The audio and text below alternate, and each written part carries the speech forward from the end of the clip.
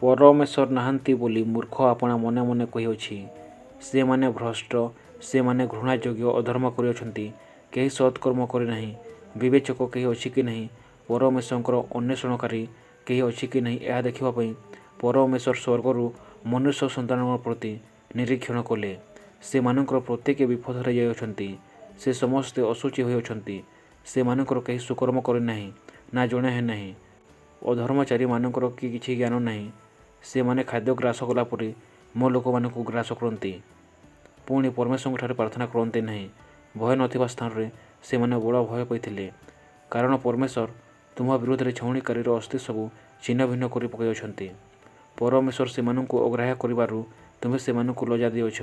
ଆହା, ଯେବେ ସିଓନଠାରୁ ଇସ୍ରାଏଲର ପରିତ୍ରାଣ ଉପସ୍ଥିତ ହୁଅନ୍ତା, ଯେତେବେଳେ ପରମେଶ୍ୱର ଆପଣା ଲୋକମାନଙ୍କୁ ବନ୍ଦିତ୍ୱରୁ ଫେରି ଆଣିବେ, ସେତେବେଳେ ଯାକୋବ ଉଲ୍ଲସିତ ଓ ଇସ୍ରାଏଲ ଆନନ୍ଦିତ ହେବେ। ଆମେନ୍।